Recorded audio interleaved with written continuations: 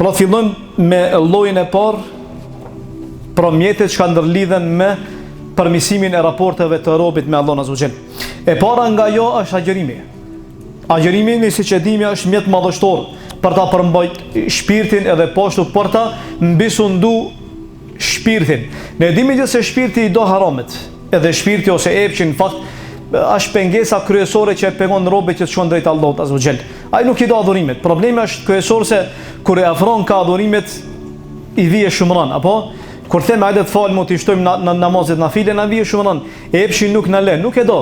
Epshi e do dëfrimin, e do ëndjen, i do mëkatet, i do gjunat, e kështu me radhë. E Ramazani ose në fakt agjërimi është një prej mjeteve i cili ta mundson që ty ta pengosh epshin tan, edhe ta zbuse situatën tënde, edhe ta lehtësoje udhtimin tan drejt Allahut azza wa jall.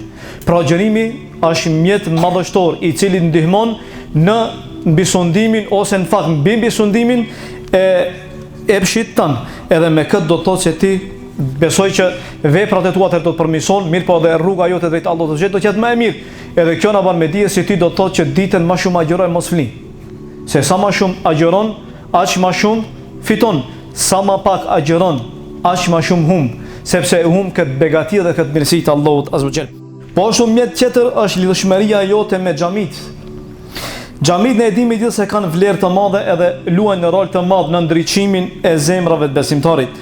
Në xhamit ose në xhami lidhen zemrat e robërve të Allahut azza wa jall mbi devotshmëri, edhe po ashtu e pengojnë robin që të bie në mëkate në vazhdimsi. Pejgamberi sallallahu alaihi wasallam thot: a dëshironi që t'rregoj për një gjë e cila e fshin gjunat e juaja, edhe u ngrit gradat e juaja? I than po ja Rasulullah. Pejgamberi Allahut azza wa jall tha: marrja e abdesit edhe atëre kur është vështirësi. Po ashtu thot pejgamberi Allahut azza wa jall, hapat e shumta të cilat ti i bën për në xhami. Edhe thot pejgamberi Allahut, pritja e namazit pas namazit tjetër, thot dalikum ar-ribat, kjo është fortifikat. Kjo është fortifikat për juve. Pra pejgamberi Allahut na bën me dije se lidhshmëria e robit me xhamin duhet që të e madhe. Ramazani është shansi madhështor, sepse ne dimi gjithë se zakonisht në Ramazan lidhshmëria jon me xhamit janë më të shumta. Radhë thot na ikim ndonjë namaz me xhamat, plus asoj shtohet namazi i taravive, namazi i natës, e kështu lidhshmëria e robit me xhamit është më e madhe. Padyshim se zemra e besimtarit rrotullohet prej një ane në anën tjetër, apo për shkak luftës së cilën e bën mes vete, mes imanit edhe mes epshit. E besimtari nëse tenton që të përqendrohet në fenë e Allahut, të ta përqendron zemrën e tij me ibadete, atëherë shanca më e mirë padyshim se janë xhamit, edhe këtu vije roli i xhamive. Po ashtu si mjet tjetër është libri i Allahut azza wa jall, Kurani. Ne dimi gjithë se muaji Ramazanit është muaji i Kuranit. Jo se do të thotë në Ramazan me lexu Kur'an edhe me prit Ramazanin tjetër për me lexu Kur'an, jo. Do të thotë se duhet që shtohet leximi i Kur'anit Ramazan. Pejgamberi Allahut azza wa jall e dimi gjithë se ka qenë bujar, mirë po më bujar ka qenë Ramazan. Edhe leximi i Kur'anit ka qenë më tepër. Xhibrili ka ardhur ja ka përsërit Kur'anin pejgamberit Allahut azza wa jall. Allah azza wa jall thotë ja yuhan nas, o ju njerëz, kad ja'atkum mau'izatun min rabbikum, thotë se juve ju ka ardhur një këshill nga Zoti juaj. Qëllimi është për librin e Allahut azza wa jall.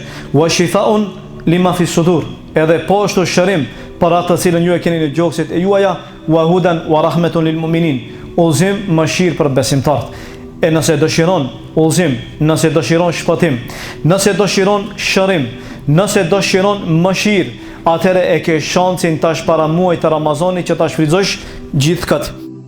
Unë e ceka se sa është më e madhe lidhja jote me Kur'anin, aq më e madhe do të jetë lidhja e jote me librin e Allahut azza wa jall.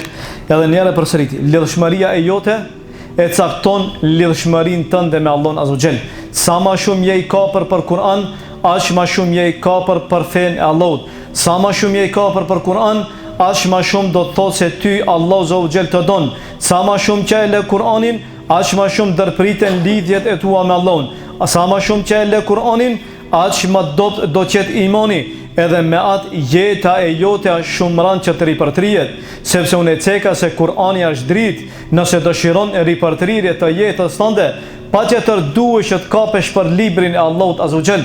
Përndryshe dije se mëkatet edhe gjunahet do të jenë mbi zemrën tënde, në zemrën tënde brenda, edhe nuk do të kesh mundësi nga pluri i gjunave që të marrish edhe ta shohish do të thotë dritën e Allahut azza wa jall. Nëse dëshiron që ta realizosh atë me të cilën premtoi Allahu azza wa jall, Pa që tërë Kur'anin duhet që ta lexojsh, duhet që ta meditojsh, edhe duhet që të ndalish ta përdorish në namazin tënd sa më tepër, sepse vetëm se me leximin e tij nuk ka mundësi që ta arrish synimin me të cilën neve na mësoi Allahu subhanahu wa taala. Pra thjesht, nëse vetëm se lexon, mirë po lexon pa shpirt, është problem. Nëse thjesht lexon, mirë po synimi yt është që sa më shpejt ta krijosh surën, dije se në zemrën tënde ti nuk gjen kënaqësi, edhe pse lexon librin e Allahut azza wa jall, sepse nuk ka mundësi që një njeri ta lexon librin e Allahut, edhe vetëm se mos ngjejë në zemrën e tij kënaqësi.